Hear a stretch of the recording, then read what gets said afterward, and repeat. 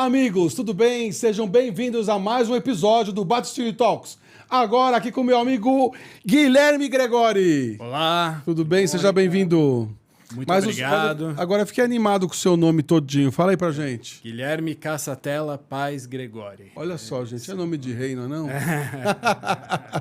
Como que você tá? Muito bem, muito Obrigado bem. por ter vindo. Tá bem mesmo, faz tempo que eu não encontrava.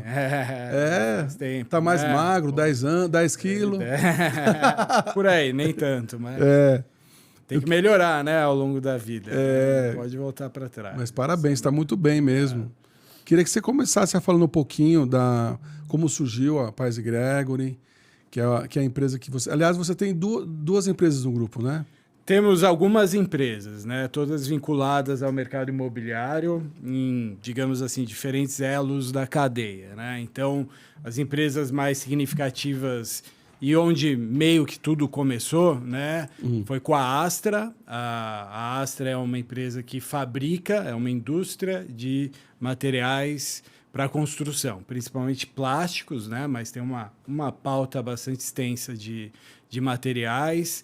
É uma empresa de 70 anos de existência. Ah, de plástico? Isso. Que legal. É. Somos 3 famílias lá, na verdade, 3 famílias que restaram dos fundadores originais. Meu avô foi um dos fundadores originais. E a Astra, enfim, deu recursos, né, deu a base para o grupo crescer. A Paz e Gregory veio nessa lógica, né? Na verdade, até antes da Astra, meu avô, ele tinha tido uma construtora. Meu avô é de Jundiaí. Ele, então, saiu da faculdade, fez poli aqui em São Paulo, tal, foi professor, não sei o que lá, e abriu essa construtora lá. Pai do seu pai? Pai da minha mãe, meu avô materno, A família da minha mãe é de Jundiaí, a família do meu pai é aqui de São Paulo. E, enfim, começou a lotear a parte da cidade, construiu algum desses equipamentos clássicos, né, que toda a cidade tem, do porte de Jundiaí, né? Jundiaí hoje tem uns 500 mil habitantes, mais ou menos, né? Então, o ginásio esportivo da cidade, o estádio do time local lá, que é o Paulista de Jundiaí. Enfim, é uma cidade que cresceu muito nesse meio tempo, né? E loteou parte da cidade. Individualmente, né? Nessa empresa que foi quase que um embrião da Paz e Gregory na época, década de 50, isso, né? E também em conjunto, posteriormente, com os sócios da Astra. A Astra tem, digamos assim, uma empresa irmã que foi formada nos anos 80, que é a Palas, e ela é uma empresa de desenvolvimento imobiliário lá na região de Jundiaí. Então, ela detém os prédios que a Astra ocupa e também já loteou uma parte da cidade, já incorporou, produziu imóveis logísticos de indústria e tudo mais. E depois também meus pais também tiveram aí uma atividade empreendedora também e bastante intensa. Eles criaram uma empresa de mobília corporativa, a Manufacta, que é uma empresa que faz mobília só para empresas. Olha, né? Que legal. Então, escritórios comerciais? Escritórios. Hoje em dia ela é muito forte no ramo alimentício. Então ela faz mobília para essas cadeias de restaurantes, né, que tem uma replicação grande, né?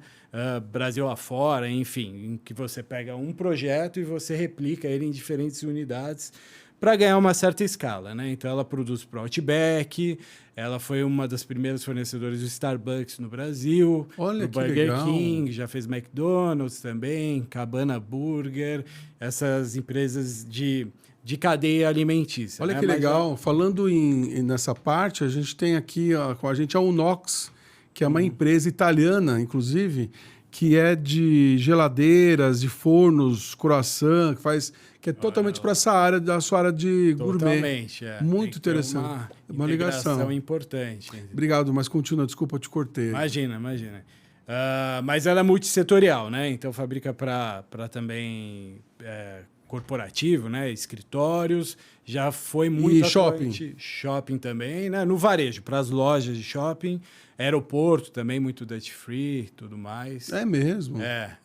Vai na toada, né? Quando teve aquelas privatizações dos aeroportos que ampliaram muito as áreas de duty free, teve muita produção para isso.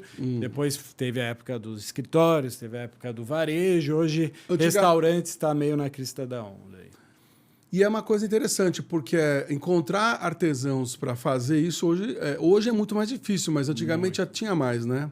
Tinha mais. E como que vocês estão lidando com essa falta de profissional para esse trabalho? É um desafio constante, né? Tanto no mercado imobiliário, na construção, quanto no setor de mobília e, inclusive, também na produção de plásticos da Astera, né? Então, está em todos os mercados isso, né? A gente vai muito, enfim, da tradição das empresas, né? Se baseia muito também na formação das pessoas dentro das empresas, né? Então, todas as empresas investem bastante na formação dos profissionais, né? Principalmente essas que têm linha de produção. Então, você tem todo um padrão a ser atendido, né? Da produção lá física, né? E, inclusive, a indústria moveleira tem muito essa dualidade, né? Então, tem uma parte da indústria que é toda automatizada, digital, né? Então, uma chapa de madeira lá entra numa célula de produção, né, que a gente chama de CNC, que é toda automatizada, ela comunica com o computador, com o então você já colocou robôs já. Sim, sim. Então, você tem toda essa parte mecanizada e automatizada, mas logo ao lado lá tem um processo completamente artesão, manual, né, da habilidade lá, da formação do marceneiro artesão mesmo, né, e boa parte da qualidade, da propriedade qualitativa da empresa vem desse processo, né, de formação, enfim, do manual, tanto que chama manufacta, né, que vem do trabalho manual, né, do foco nesse aperfeiçoamento, né, que legal. da produção. E você também é CEO dessa empresa? Não. Eu foco mais realmente na Pais e Gregory. Na Pais e Gregory, né? Meus pais estão bem mais... Mas você falou com paixão assim da outra. Não, eu gosto bastante. É um trabalho bonito de se ver. Fica o convite aí. Ficamos em Jundiaí também. Que legal. É legal de ver a produção lá. O que inspirou a... Ana Paz é minha mãe. Sua mãe, né? Isso. E o Nestor, seu pai. Isso. O que motivou eles, na sua opinião, a fundar a construtora? Foi por causa do seu avô? Também, né? Meu avô teve um papel importantíssimo também na fundação da Pais e Gregory. Na verdade, foram os três, né?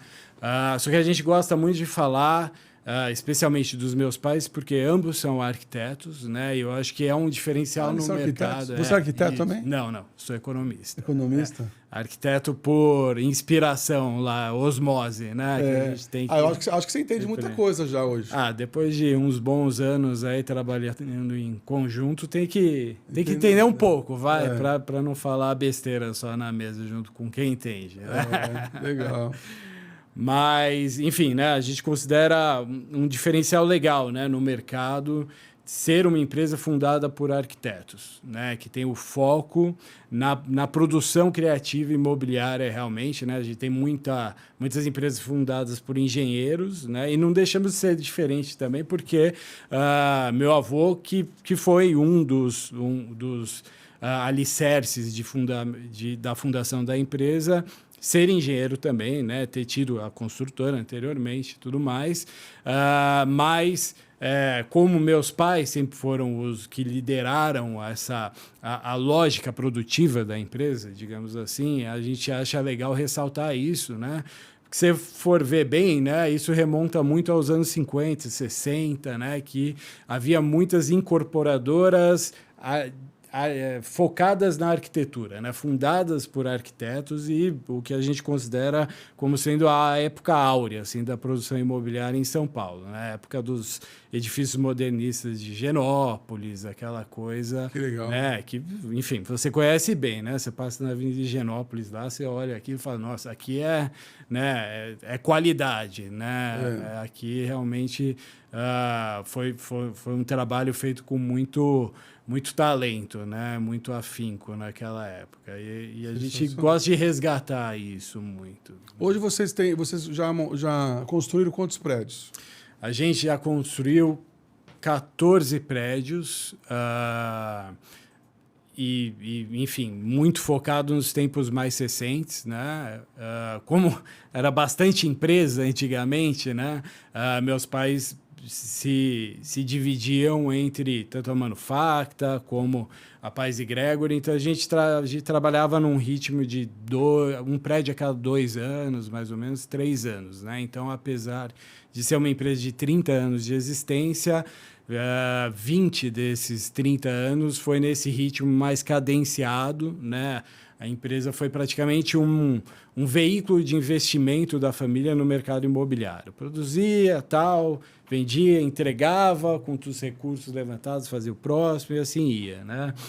E daí, quando eu entrei para a empresa, que a gente realmente colocou em prática um plano de negócio, né, num ritmo bem mais Mas antes de você intenso. falar, eu fui até indelicado, que eu estou tão ansioso de te ouvir. Eu queria te dar um presente aqui para você tomar água, que o Alexandre Pinto aqui. Muito obrigado da Le Creuset por você tomar uma aguinha comigo. Opa, aqui. vamos lá. Muito obrigado. Olha, magnífico, hein? Você gosta de Le Creuset? Sensacional. Sim, sou apaixonado pelas panelas, gosto muito de cozinhar. Você cozinha? Tenho, cozinho. Sério? Cozinho para família, né? Brinco. O que você faz? Lasanha? Tem que fazer comida italiana, né? Já que a família é italiana, não pode passar vergonha. Né? E faz com abundância ainda. Os filhos gostam. Também queria te dar um presente aqui da Shield Bank. Muito obrigado aí ao Robson, a Eliane, um caderno para você. Muito obrigado. Não sei se você conhece, eles têm uma maquininha muito interessante que já na hora que você passar o cartão, já sai o imposto. Olha, separadamente, você sabe quanto você vai pagar de imposto. Que beleza. É muito interessante. Importante no Brasil. Ela é importante. A Shield Bank é um banco digital com tecnologia própria e altamente personalizável. Nossa, eles botaram um nome aqui difícil para eu falar. Ele oferece soluções financeiras personalizadas, seguras e inteligentes que gerem impacto real na vida de empresas e pessoas, contribuindo para um ambiente financeiro mais justo. Obrigado aí, Robson, Eliane, brigadão. E eu estava falando, né, da atuação sua. Aliás, era a minha próxima pergunta. Como foi que você entrou na empresa? Porque geralmente, Guilherme, não vou falar geralmente, mas eu conheço muitos donos de empresa que têm o desejo que o filho se torne o sucessor, mas o filho não quer aquilo para ele. Uhum. Não quer. Eu quero que você seja sincero. Você queria essa vida para você? Olha, se você me perguntasse quando eu estava na faculdade, né, eu também fiz economia, que é um curso totalmente muito aplicável a diferentes áreas, né? Mas eu saí da faculdade para o mercado financeiro e pensava em traçar, né, uma carreira no mercado financeiro, né? Só que, enfim, aos poucos eu fui sendo absorvido pelos negócios da família, né? Quando eu ainda trabalhava no mercado financeiro... você chegou a trabalhar fora? Sim. Sem estar na família? Sim. Passei aí coisa de 8 anos anteriormente fora. Desde o estágio, né? Aquela coisa. Mas trabalhei em consultoria estratégica e no mercado financeiro também. Gostei bastante, né? Do ritmo, do dinamismo do mercado financeiro. Ainda quando trabalhava fora, meu avô já estava bastante idoso. Ele faleceu? Já faleceu em 2017, aos 93 anos. Então, teve uma vida muito produtiva e longeva. Então, quando ainda estava lá, né, a gente, na família, sentiu a necessidade de ter uma presença maior na Astra, né? Nessa época, as 3 famílias tinham a presença no conselho da empresa. As 3 famílias são você... Isso, a família Oliva e a família Traude, né? Enfim, os 3 fundadores da empresa, né? Dentre outros meio que ficaram pelo caminho e ficaram os 3 amigos lá, né? Da região, Jundiaí, desde muito cedo, tal. E, enfim, são 3 famílias que andam juntas aí há 70 anos, Nossa. Enfim, num relacionamento muito produtivo, né? Mas, justamente, né, por serem famílias e que estão há tanto tempo junto, tem uma questão de, digamos assim, legitimidade, né, na presença, no conselho, aquela coisa, tal. E minha família tem uma estrutura muito simples, né? Basicamente, minha mãe é filha única, né? Lembro que, enfim, o fundador da estrutura do grupo é o meu avô materno, né? E então ela é filha única e só tem eu e meu irmão na terceira geração. Então, basicamente... E seu pai tem irmãos? Meu pai tem irmãos, sim, tem uma família maior, né? Mas, justamente, tem um pouco dessa questão de representatividade da família originária, entendeu? Uma coisa um pouco... Sim, Então, acabou meio que pulando para mim. Minha mãe também, ela é arquiteta, ela gosta mesmo de projetar. Assim, projetar o negócio dela, ela... enfim, nunca se envolveu tanto na Astra, nunca se interessou tanto por estar a fundo nisso, mas, enfim... Né? Ela é arquiteta da Astra? Ela foi arquiteta da Astra, ela trabalhou principalmente na Palace, que é essa empresa que faz a gestão dos ativos imobiliários da Astra, mas logo, né, fundaram tanto a Manufacta quanto a Pais e Gregory, então... Enfim, foi bastante empresa para tocar, né? Então, ela acabou se focando realmente, principalmente na Manufacta e na Pais e Gregory, né? Então, enfim, nossos prédios saíam literalmente da prancheta dela e do meu pai, né? Mas minha mãe realmente é muito focada no produto, no projeto, enfim. Você fala bastante da sua mãe. Como ela chama? Ana Lúcia. Ana Lúcia, a gente falou aqui.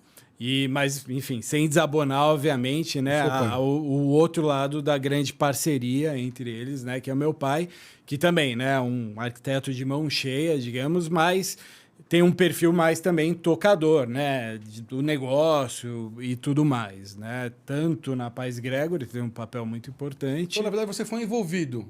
Fui envolvido. Não teve assim, do dia tal eu comecei. Olha, na Astra foi um pouco assim, eu fui envolvido, né, havia a necessidade por ter essa representação da família no conselho, mas na Pais e Gregory foi bastante iniciativa, muito porque tinha a opção, né, naquela época, isso era 2015, se você for lembrar, a gente estava naquela anos. Crise, 10 anos exatamente. 10 anos exatamente.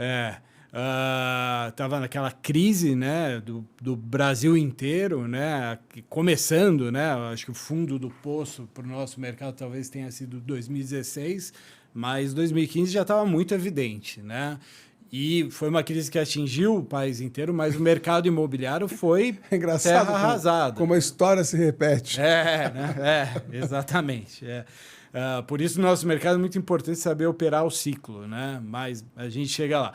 Mas, enfim, eu cheguei, digamos assim, estive à disposição da empresa lá por 2015, que o mercado estava parado, absolutamente parado, porque além da crise econômica, teve a questão dos extratos no mercado imobiliário, que realmente, enfim, muita empresa grande que existia naquela época foi era líder o ano de mercado, da bolha na China, né, dos imóveis. Sim, Foi bem complicado. Mas foi uma questão bem nacional aqui que pegou, né? Enfim, crise econômica, mais uma crise específica do mercado, que é a dos extratos. E então, nada aconteceu. Na verdade, eu entrei em 2015 e foi um pouco por iniciativa, né? Sim, foi por livre e espontânea vontade. Porque a gente tinha um land bank, a gente tinha um banco de terrenos por se desenvolver, mas a gente podia vender, a gente podia arranjar parceria.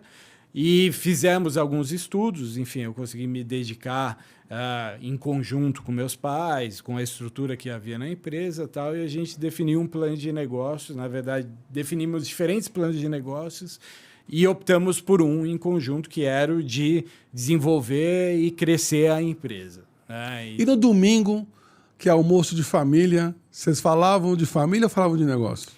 Falamos bastante de negócio, não é inevitável. Assim, era inevitável. Aquela ainda é inevitável, né? Ontem mesmo estava lá em Jundiaí com meus pais. Eles moram lá? Eles moram em Jundiaí.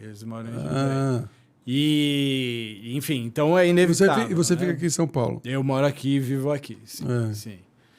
Então, já não é nem um assunto diferente. Os assuntos familiares de negócio já permeiam, um liga no outro e viram um negócio só. Não tem jeito. Entendi. Tá no sangue. Tá no sangue, né? E o que você aprendeu com os fundadores? Puxa, aprendi muita coisa, né? Mas... Aliás, é uma pergunta que eu ia te fazer. O que você aprendeu dos seus pais? Olha, meus pais, eles não são muito de passar grandes lições, assim, verbalmente. Olha, eles vão assistir esse podcast. Não, mas vem o complemento. Eu acho que eles, na verdade, passam a lição da forma mais efetiva possível, que é com a ação. Com a prática. Da maneira que eles agem. A postura. Exatamente. Né? E eu acho que um grande ensinamento que é constante, né? Eu aprendo até hoje, é o de focar absolutamente na qualidade, tornar a qualidade inegociável, assim, e exaurir todas as possibilidades ao máximo com dedicação e foco para se obter o melhor resultado possível. Né? Sensacional. Então eu vejo isso desde da infância, né? Assim, putz, meus pais começando a manufactura, a marcenaria, vinha para São Paulo, né? Eu mudei com 8 anos para Jundiaí. E vínhamos para São Paulo, às vezes até, né? Aquela coisa era pequena, ia no cinema, jantar com os meus avós aqui, e depois meu pai ia no shopping entregar a loja tal, ver a instalação da loja tal, acompanhar. Até 3, 4 da manhã, quantas noites, né? Ia passar a noite inteira lá, né? Monitorando a instalação no cliente, voltava cedo para ter o olho de dono lá, garantindo a qualidade na ponta, na entrega, né? E hoje é algo que a gente implementa muito nos nossos negócios olho aqui. Do dono. Inclusive, eles continuam fazendo isso, né? Então, eles vêm muito para São Paulo, 3 vezes por semana, se não mais, e vão na obra, né? Quer dizer, na verdade, a coisa começa no projeto, né? Então, ambos muito focados lá em se obter, né, o melhor resultado em termos de projeto possível, e depois, na obra, lá nos finalmente da obra, garantir que essa qualidade seja entregue lá na ponta. Então, eles vão lá. Às vezes eu fico louco, né? Vai lá, não tá bom, tira, coloca outro, muda isso, tal. Tem prazo de entrega, tem custo de obra, né? Eu sou o cara dos números hoje em dia. Eu que tenho que brigar por esse lado. E eles vão lá e, não importa o custo, querem entregar o melhor resultado possível. E juntos adquirimos esse equilíbrio aos trancos e barrancos, digamos assim, né? Nossa. Mas acho que os resultados têm sido sempre muito, muito satisfatórios, né? Mas isso é com a atitude mesmo que eu aprendo, que é a de ir lá garantir, não medir esforço, sabe? Não tem orgulho, não tem cansaço, vai lá na ponta, olha, toca, mexe, vê se tá bom. Nossa. E só quando tiver bom mesmo, vai pro seguinte, fica tranquilo e tudo mais. Né? Sensacional, hein? Eu acho que isso que amolece você com os números, então. Amolece. tenho que me precaver para não amolecer demais. Porque realmente deve ser muito caro, né? E é um desafio constante. Não, né? Se você troca de produto e tal, deve ser... Exato. Às vezes deve ter perda, né? Acontece, né? E acho que isso diferencia realmente, porque assim, não existe obra perfeita, não adianta. Acho que você já deve ter passado por alguma, se não uma reforma, né? E é um desafio, não vai ficar do jeito que você quer, não existe o perfeito, né? Não existe perfeito, principalmente, né? O caminho é longe de ser perfeito. Longe. Então, realmente, a garantia da qualidade, ela exige que você vai lá e você explore todas as possibilidades e tenha que passar por esse desafio, né, de trocar, de substituir, de mudar, de refazer. Eu acho que você já está explicando aqui os pilares, então, da Paz e Grégor, da construtora e também da Astra, né? Sim. Impressionante. Sem dúvida. Tá bem claro. Qualidade em primeiro lugar. Exatamente. E você... essa essência da marca, a qualidade da estética, essa sofisticação do foco, né? Sempre pensando no cliente. Sempre pensando no cliente. Você faz só construção AAA, né? A gente foca bastante no alto padrão, mas a gente gosta de ter a flexibilidade de atender diferentes mercados. A gente acredita mais no metro quadrado de alto padrão do que na unidade de alto padrão. Quer dizer, hoje em dia... Então, desculpa, eu sou um pouco... Eu não entendo essa área. Explica para mim a diferença de um de outro. É um jeito de dizer que hoje em dia não necessariamente o alto padrão são aqueles apartamentos enormes, né? Que enfim, né? Para uma família gigante, 4 quartos e tudo mais. Hoje em dia você tem unidades compactas, unidades médias de alto padrão. E na nossa leitura, o alto padrão se dá muito pela localização, em primeiro lugar, né? Então, bairros centrais, bem localizados. Quais são os bairros mais bacanas de São Paulo, na sua opinião? Bom, eu sou morador e nosso escritório eu sou super comprado na Zona Oeste, né? Pinheiros, especialmente.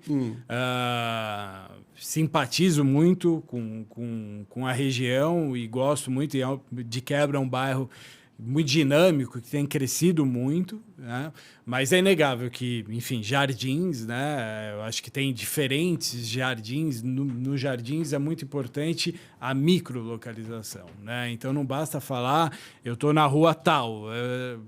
Para saber se a localização é boa mesmo, é a rua tal no quarteirão tal, no número tal, exato, né? Porque muda. Exato. Isso se aplica aqui a Moema também, né? Então acho que Moema é um bairro também que cresceu muito recentemente.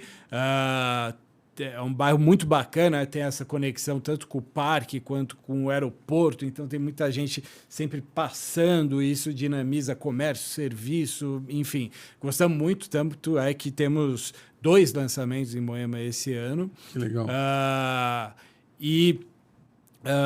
Obviamente é inegável, né, considerar Vila Nova Conceição, por exemplo, que é, né, o epicentro de valor residencial da cidade. Por que ficou tão caro, mais que jardins?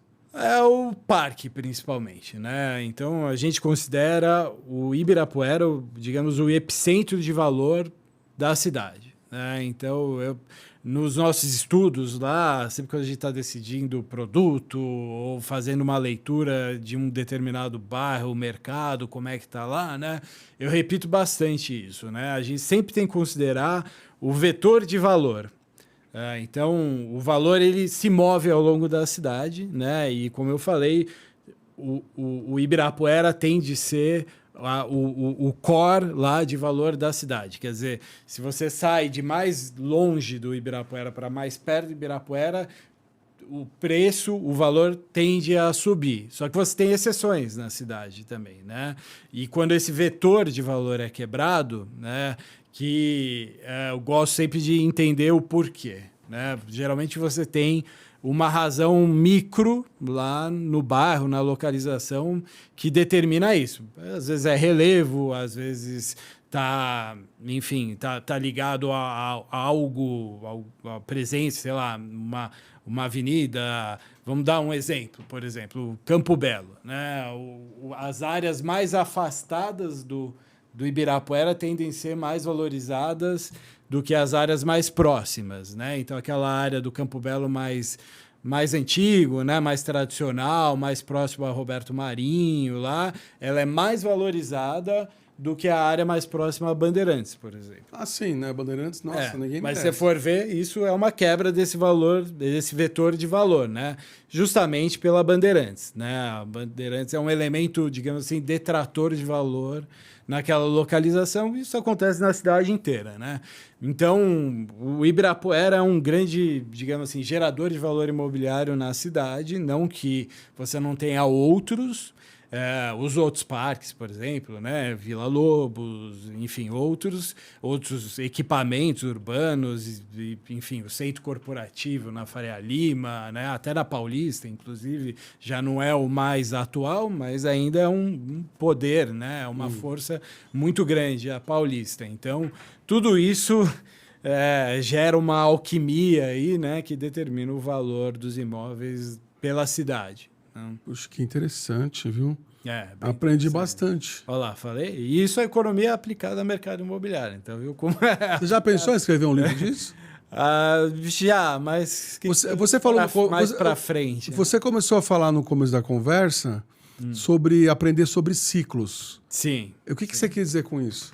Os ciclos de negócios, né? Os ciclos econômicos. Não, agora coloca isso no mercado. Assim, o mercado imobiliário, ele, digamos assim, é o ciclo econômico alavancado. Eu acho que se você for ver esses relatórios de research de corretoras, bancos, né, um pouco mais aprofundados, você vai ver que é basicamente uma aposta na curva longa de juros, né, o mercado imobiliário. Então você pega esse ciclo econômico, né, que geralmente tem um começo, meio e fim, né, muito relacionado ao ciclo de juros e tudo mais. E no mercado imobiliário pega isso e bota tijolo, cimento, terreno em cima, né? Quer dizer, você literalmente imobiliza em cima desse ciclo econômico. Então, isso torna ele muito mais volátil, digamos assim, né?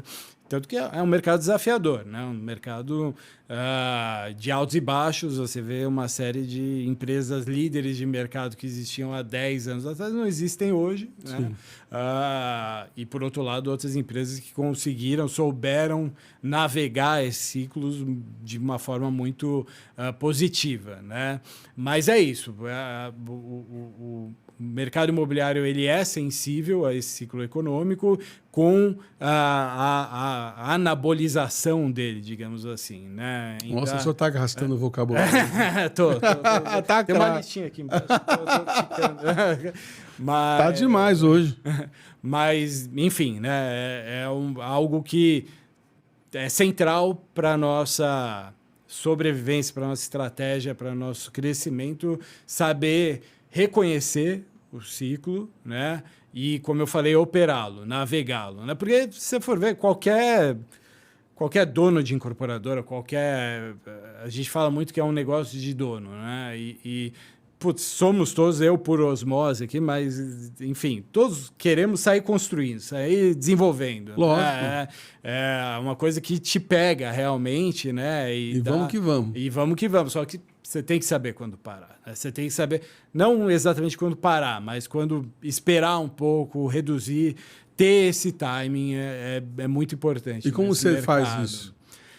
Bom, tá sempre muito ligado, né, no que está acontecendo e ter um certo exercício de leitura de cenário é muito importante, mas mais do que isso, assim, ser flexível, né? Então, ter uma estrutura muito adaptável, né, aos altos, aos baixos, saber muito bem quais são as competências core, né, de se manter a longo prazo e que vão trazer um diferencial a longo prazo, mas não vão te prejudicar no curto prazo quando você está na baixa do ciclo. Nossa, Guilherme, você está muito bem preparado, né? Eu tô...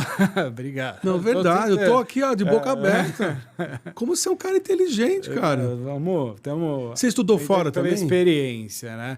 Eu morei 1 ano na Inglaterra, estudei fora, mas foi aquela coisa de intercâmbio. Mas legal. Mas... Nossa, acho que agora eu entendi porque seus pais colocaram você na linha de frente. Impressionante, cara. Mas me conta um pouquinho mais do mercado imobiliário. Como que tá?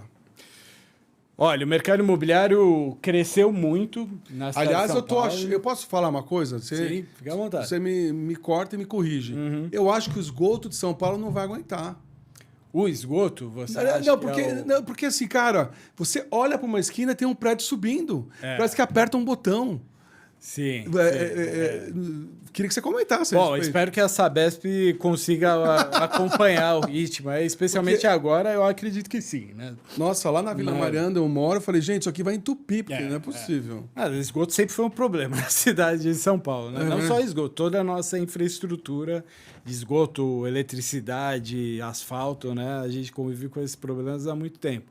Mas, bem engraçado, nunca pensei no esgoto como sendo o verdadeiro gargalo aí certamente é um deles, mas não sei se é o que mais desponta. Talvez seja, talvez conhecer mais do mercado. Não conheço, eu estou falando como um cara que não conhece, exemplo. Como um cidadão mesmo, um cara que mora lá na Vila Mariana.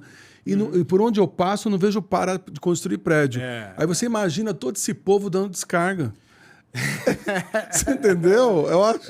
Cara, isso aqui, eu não sei, vai ser um crime. Pelo menos o que eu posso te falar como produtor de mecanismo de descarga da parte da Astra é que elas estão cada vez mais eficientes e economizadoras de água. Mas aí me fala do mercado. Eu acho bastante curioso, né? Assim, hoje o mercado imobiliário da cidade de São Paulo produz e vende aí na média está chegando perto das 110 mil unidades nos últimos 12 meses, né? 108 mil unidades. 108 mil famílias comprando imóvel? Isso. Em São Paulo? Em São Paulo. Por ano? Por ano, nos últimos 12 meses. Né? Tá. É bastante, hein? É muita coisa, principalmente se você considerar que bem nessa época, né, 2015 e 2017, era 20. Né? Então caiu. E curioso que saiu recentemente o anuário do Secov, que é o sindicato das incorporadoras de São Paulo, né? E tinha uma sessão especial de 20 anos de acompanhamento de mercado que o Secov faz. Então, tinha todo o histórico de 20 anos, é muito rico para entender o mercado. E 2004 eram as mesmas 20 mil unidades. Então, de 2004 teve, obviamente, um boom. Chegou em 2015, 16, 17, naquela crise e tal, voltou para 20 mil unidades. Acho que no pico pós-2004 chegou a uns 40 mil, mais ou menos, e voltou para o vale de 20 mil. E de lá para cá, 2017 para agora, 8 anos, foi de 20 mil para 110 mil unidades vendidas. Quer dizer, mais quintuplicou o mercado. Né? E é curioso você ver, não é nem um mercado, né, de tecnologia disruptivo, startup, nada disso. A gente está falando de um mercado que existe há milênios. Né? O mercado imobiliário é um dos mais tradicionais que existe. Você falar que o mercado tradicional, assim, quintuplicou em 8 anos, é curioso. Né? Curioso. Mostra a dinamicidade da cidade de São Paulo. Eu não tenho dados nesse sentido, tal, mas eu assim, me arrisco a dizer que, pelo menos no Ocidente, talvez São Paulo seja a cidade que mais constrói no mundo. No Ocidente? Eu acredito que se você tirar a Índia, o mercado chinês está travado. Cara, você foi agora...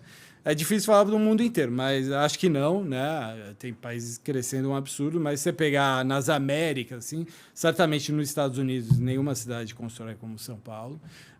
Não sei, México talvez acompanhe alguma coisa assim, os outros países da América do Sul talvez, mas São Paulo é uma potência imobiliária absurda, um mercado que quintuplicou em 8 anos. Né? Então, tem vários motivos para isso, mas hoje a gente chega num mercado que é 5 vezes maior do que era 8 anos atrás, né? E mais importante, com a oferta sendo acompanhada por demanda, né? Que muitas vezes não é. Né? Então, a gente tem um nível de 108 mil unidades sendo produzidas, sendo vendidas, sendo lançadas, mas também vendidas. Hoje, se parar a produção imobiliária em São Paulo, o estoque acaba em 8 meses. Caramba! O estoque de lançamentos, né? Eu estou falando de imóveis novos, não imóveis usados. Então tem uma demanda para isso. Tem uma demanda. E de onde vem tanta gente? A gente tem inclusive um estudo recente do Itaú sobre isso que é bem interessante. A gente tem feito bastante coisa em cima dele. A gente acredita que a gente está numa janela demográfica muito propícia para o desenvolvimento do mercado imobiliário. Isso em São Paulo, cidade, se aplica também ao estado de São Paulo e ao Sudeste como um todo, Sul também. Acho que Nordeste, Norte estão num momento demográfico um pouco diferente, mas a gente está numa janela, né, que a população que está entre os 35 e os 55 anos está no pico histórico. E tende a decair também. Então, a gente está num pico realmente, né? Nunca foi assim e nunca não deve voltar a ser. Né? E por que essa janela é importante? É justamente nessa janela que os eventos de vida que levam as pessoas a comprar imóveis ocorrem. Né? Hoje em dia, as pessoas, na média, casam aos 33 anos, mais ou menos. Né? Têm filhos pouco tempo depois, né?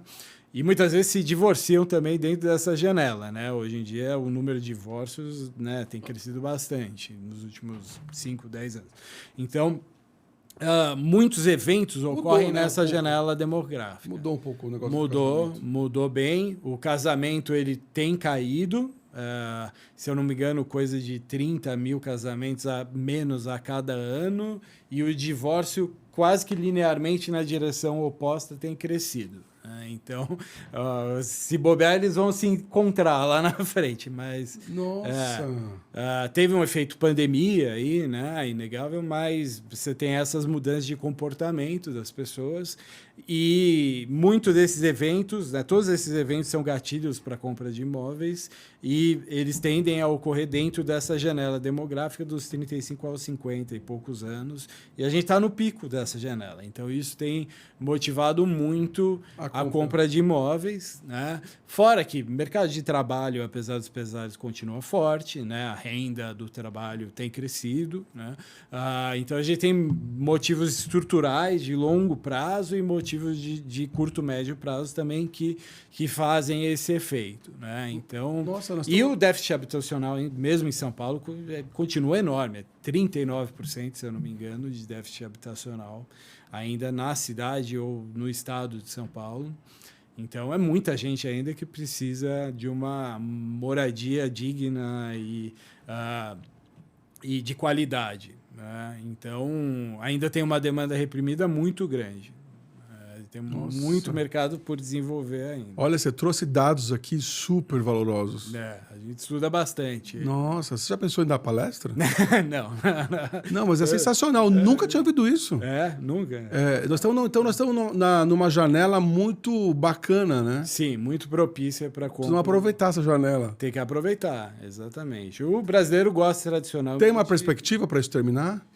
De anos? Olha, tem, né? Essa janela ela se move no tempo. As pessoas que estão com 40 anos em média hoje, né, vão estar com 50 daqui a 10 anos. Então, isso tende a passar. Eu acho que a gente está num momento áureo realmente para o mercado imobiliário. Só que eu também acredito que as pessoas que hoje compram um imóvel porque vão casar, vão ter o primeiro filho, vão ter... Daqui a 10 anos vão estar comprando um imóvel maior para o segundo filho, para morar num espaço mais bacana e tudo mais. Vão estar, né, tendem a ter a sua renda crescente até lá, né? Então vão ter um maior poder aquisitivo. Então eu acho que a gente vai ter uma reversão, digamos assim. Hoje a gente está na fase da quantidade, digamos assim. Eu acho que isso vai se reverter em mais qualidade para o futuro próximo. Então, e assim, imóveis, localizações de qualidade, né? Não se produz mais, né? Então, você tem um estoque finito de boas localizações. Obviamente, você pode, né, substituir. Você pega um prédio antigo, tem se feito bastante isso recentemente. Começou a ter sentido econômico, né? Pegar um prédio mais defasado, mais antigo, demolir e construir outro no lugar e tudo mais. E a gente vai começar, então, a ver mais realidades como essa. Mas sempre é um desafio. Então, a boa localização, ela sempre vai ter uma demanda reprimida. Não adianta. Porque a oferta é muito reprimida. Está acabando, né? Eu só queria fazer uma pausa aqui, Guilherme, agradecer aqui a Cíntia Parada. Não sei se você percebeu como mudou a cara das Rebolsas. Sim, né? Sim. A Cíntia Parada ela trabalha, né, com essa inteligência imobiliária para a parte corporativa. Então, minha indicação aí, realmente eu tenho gostado muito, gosto muito da Cíntia, do trabalho dela, para você descobrir novos lugares para colocar sua empresa para trabalhar. Obrigado, Cíntia. O Guilherme, eu tô assim, embasbacado com as informações que você está... Eu acho que eu ficaria aqui a noite inteira conversando com você. E sobre essa questão... Você não precisa nem te perguntar o que você mudou na sua gestão. Você já está falando, colocando em prática o que você aprendeu dos seus pais, que é falar na prática, ensinar na prática de como você tem feito a gestão da sua empresa. Mas eu queria falar um pouquinho de inovação e sustentabilidade. Nesses dois pilares, o que você tem feito? Bom, inovação, né, ela ela permeia praticamente tudo hoje, né? Desde os nossos processos de trabalho e o que tanto quanto o que a gente aplica nos nossos produtos, né? Então, isso sendo em termos de produto mesmo, que a gente entrega em área comum, dentro da unidade e tal, mas também nos processos de obra, nos processos de projeto. Então, enfim, a gente tem constantemente procurado aqui trabalhar principalmente com gestão de dados, né? Acho que é o começo de tudo, né? Então, a gente tem feito um esforço muito grande em estabelecer o nosso data lake com todos os dados, unir num lugar só todos os dados que permeiam tudo que a gente faz. E, a partir disso, essa é a base, né, para a gente partir para soluções como AI, automatizações, né, maior apoio para tomada de decisão e tal. Então, eu acho que é a grande vertente, assim, a coluna vertebral do nosso foco de inovação hoje, fazer melhor com o que a gente tem, a partir, primeiro, da inteligência. Legal. E aplicando isso na prática... A construção, né? Então, construção, como você falou, né? A mão de obra é um desafio muito grande, então a gente está tendo que passar por um ganho de maturidade gigantesco nos processos de construção, né? E isso é muito bom, porque reverte em qualidade, em maior assertividade em termos de cronograma, custo e tudo mais, né? Eu acho que o mercado, por si só, ainda engatinha um pouco, e os desafios em Brasil são gigantescos, porque a gente tem uma legislação, uma realidade tributária que traz uma camisa de força para te manter no antiquado, no defasado, né? Então, muito difícil inovar no canteiro de obra com a realidade que a gente tem hoje, e é uma necessidade para ontem isso. Então, é um grande foco de improdutividade no nosso mercado, assim como em vários outros, né? Então, eu acho que inovação são esses 3 pilares, né? A inteligência aplicada a tudo que a gente faz, basicamente, os processos produtivos na construção e o desenvolvimento de produtos que estão cada vez mais preparados e atualizados em termos de abrigar, né, as atividades que as pessoas fazem, né, cada vez mais na sua residência, né? Quer dizer, a gente tem a realidade do home office hoje, as pessoas ficam mais em casa, né? Exigem mais do celular, precisam contar mais com o celular, e com a a gente precisa entregar produtos cada vez mais atualizados nesse sentido. E do lado da sustentabilidade, aí sim a gente foca muito no produto, né? Assim, 99% do impacto da nossa cadeia produtiva está na obra e no pós-venda, quer dizer, na pós-entrega, no desempenho em termos de sustentabilidade dos nossos produtos. Então, a gente tem otimização de tudo que você quiser nos nossos produtos, de utilização de energia elétrica, água, resíduos e tudo mais. Resíduo é uma realidade muito importante na construção em si, manejo de resíduos sólidos, líquidos e tudo mais. Então, esses são os grandes focos em termos de melhoria, né, de pegada ecológica e sustentabilidade. Abre o site, André, por favor, do Pais e Gregory. Pais e Gregory. Hoje, você se estabeleceu muito forte no sul, oeste de São Paulo e bairros centrais, né? Isso. Está consolidado. E como que está agora essa inauguração do primeiro empreendimento aí, Perdizes? Que é o próximo. Nosso lançamento para o próximo mês aí, entre... Olha que lindo, lindo, hein? Esse é aqui do lado, o Inhambi, fica aqui na Inhambiquaras. Estamos entregando... Inhambi, o que é? Uma coisa mais assim sustentável. Parece que me lembra um pouco essa coisa mais de terra, é isso? Vem do nome Inhambiquaras, na verdade, né? Da rua. A gente gosta muito de colocar nomes nos nossos projetos que fazem referência à localização. Olha esse, que lindo. Esse é o meu mesmo. Exatamente. É uma torre só. Mesmo. É uma torre só, unicamente residencial. Esse aí... Tem esses brises amadeirados, a gente gosta, madeira tá no nosso DNA, né? No nosso sangue. É verdade. Então você vai ver sempre. Mas essas madeiras madeira. aguentam uma chuva? Na verdade, esse brise ele é de alumínio e ele tem um acabamento amadeirado, certo? Tá. Mas aquele painel que tinha na primeira imagem, que é do lobby, na verdade na imagem lá em cima, né? Tá. Ele é todo de madeira, produção da Manufacta, quer dizer, a Manufacta ela faz todos os itens de marcenaria dos nossos projetos, tá. Né? E é uma maneira da gente garantir não só a qualidade por si só, mas... 3 dormitórios, aperta nos 3 dormitórios ali. É mais para baixo, na verdade, o link, mas é a qualidade que o cliente toca, né? Porque, putz... tá aqui. Das áreas comuns, da materialidade do projeto, né, que vem a impressão de qualidade do cliente. Né? Então, é aí que a gente foca para entregar o melhor resultado. Esse é o videozinho do nosso programa de personalização. Do decorado esse. Esse é o apartamento que lindo, decorado, olha, gente, lá. que lindo. Um escritório italiano que fez os interiores, a Arkea, que... Lindo. E é engraçado como realmente essa coisa da cozinha com a sala pegou, né? Hoje em dia... É tudo assim. E a varanda também tomou parte da casa, né? Exatamente. Como recebimento. Exatamente. Legal essa sugestão de Adega. Muito bacana. A gente gostou muito desse decorado. O resultado dele tem a churrasqueira aqui também no terraço.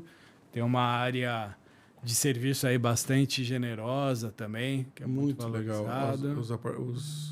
E é uma metragem que se vê pouco hoje em dia, 120, 110 metros quadrados, porque é uma metragem, um intervalo aí que o mercado tem atendido pouco. E 2 garagens? 2 vagas de garagem. E vocês estão com essa questão do elétrico chegando? Vocês estão adaptando também? Sim, totalmente. Estudando diferentes soluções, né? A garagem e tal. Sim, as pessoas pensam um pouco em toda a estrutura que exige do prédio, né? Para ter isso embarcado, né? Então, isso começa lá da entrada de energia. Você tem toda uma estrutura de entrada de energia que tem uma certa capacidade e a derivação disso para as vagas. Hoje tem uma solução bem bacana, que é uma central inteligente que reverte a energia para as vagas que utilizam o automóvel elétrico, né? Então a gente deixa a previsão para essas centrais também. Vai lá, instala. Você não tem um carro elétrico hoje, daí você está morando lá e você compra um. Você consegue passar a fiação até a sua vaga e, digamos assim, você tem mais 4 carros elétricos no empreendimento, todos conectam, essa central entende qual é a carga que cada um deles tem e reverte a energia para o menos carregado, ele balanceia. É mesmo? Que inteligência aplicada. Que legal, hein? Sai uma inovação todo dia desse negócio. Nossa, nunca tinha ouvido isso também. É um mercado... E você gosta de carro elétrico? Gosto. E tem? Tenho um híbrido elétrico. Eu gosto do híbrido. Gosto bastante. Para viajar. Jundiaí dá quantos km? 40 quilômetros. Né? Quase que redondo, Engraçado, você não vai fazer o que o Paulista tem feito, que é essa inversão de mudar para o interior para descansar mais? Não planejo muito descansar, não. Então também não planejo mudar. Tem a casa dos meus pais lá, é gostoso, vou sempre. Aí já curte. Mas eu gosto de São Paulo, viu? Eu gosto de tudo que tem aqui. Como que você vê o futuro da Pais e Gregory? Você faz algum planejamento como economista? 5, 10, 15 anos? Total, claro. E aí, como que você enxerga? Olha, a gente continua em crescimento, né? Quer dizer, ainda somos uma empresa que tem uma escala, um tamanho a consolidar, né? Mas eu acho que no nosso mercado, na nossa realidade, uma hora vai chegar um voo de cruzeiro, né? A gente tem o planejamento para isso, mas já mudou várias vezes, até porque os tais ciclos econômicos estão sempre mudando também. Né? Tem que acompanhar. Mas vai chegar um momento que a gente vai chegar num ponto de falar, beleza, agora estamos num tamanho ótimo, Maior que esse tamanho, talvez a gente tenha que abrir mão de qualidade. Então a gente vai ficar nesse tamanho porque o objetivo é mais ser a melhor incorporadora, não a maior. Longe de ser o objetivo esse. Então queremos conseguir manter a qualidade, a capacidade de atender o cliente com olho no olho, né, de maneira personalizada. O foco é só o luxo ou vocês também têm a outra parte? A gente tem feito algumas unidades mais simples, compactas, né? A nossa, é o que eu falava do metro quadrado de alto padrão, né? Quer dizer, a gente aplicar a mesma qualidade, a mesma competência produtiva em imóveis mais compactos. 120 é legal, viu? Gostei. É bacana, né? Mas hoje a gente está fazendo 30, 40 metros quadrados em algumas localizações e justamente o nosso diferencial é trazer, enfim, uma qualidade de interiores, né? Com a mesma materialidade que essa, que a gente aplica, seja no 120, seja num apartamento de 300 metros quadrados, mas para essa unidade mais compacta, né? Porque é inevitável, as pessoas estão tendo menos filhos, as famílias são menores, né? E a partir de um certo ticket, né, de um valor de unidade, o mercado é muito maior e não tem como deixar de atender. Né? Então a gente gosta de ser flexível, na verdade. A gente tem alguns preceitos, né, de qualidade, tudo isso que eu já falei, e a gente acredita que não necessariamente a gente não possa aplicar ele ao longo do mercado em diferentes produtos. Né? Acho que a gente apara um pouco os extremos, dificilmente a gente vai fazer um Minha Casa Minha Vida super econômico e tal, porque daí já é um mercado completamente diferente. Até dos profissionais, né? Exatamente. Que você tem. Exatamente. Que são treinados.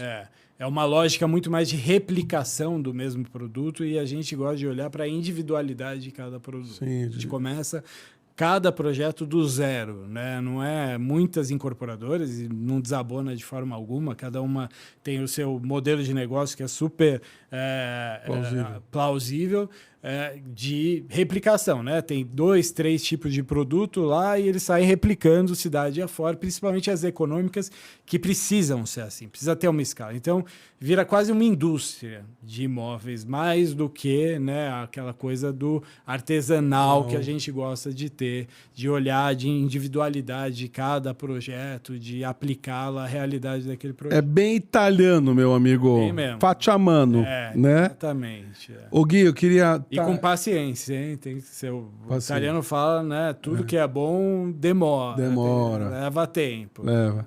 Estamos chegando ao final da nossa conversa. Deu incrivelmente 1 hora. Olá. Um dos poucos que teve assunto interessante.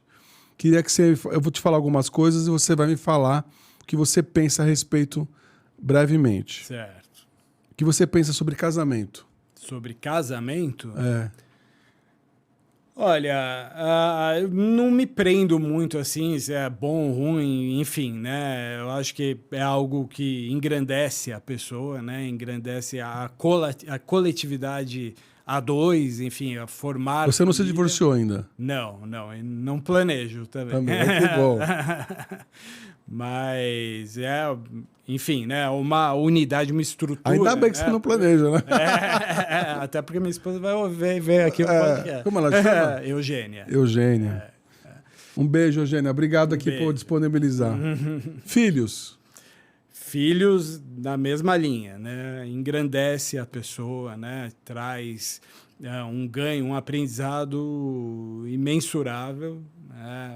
E constante e inacabável e foge a toda a lógica. É um verdadeiro feitiço da natureza. Um lugar? Um lugar? Nossa... São Paulo, né? Por que não? São Paulo? Claro. Você não gosta de viajar? Pô, eu pensei que você ia falar Itália. Viajar. Não, eu gosto muito de viajar e posso falar de muitos lugares, mas voltar São é sempre Paulo. Bom também. Sempre bom, gostei. Voltar para casa. Um desprezo, algo que te dá uma ojeriza, que te dá um asco. Extremismo, talvez. Extremista. Polarização. Polarização De hoje em dia. Tá. Né? Acho que não ajuda ninguém. Não. O que você não faria de novo? Que eu não faria de novo? Tem alguma coisa?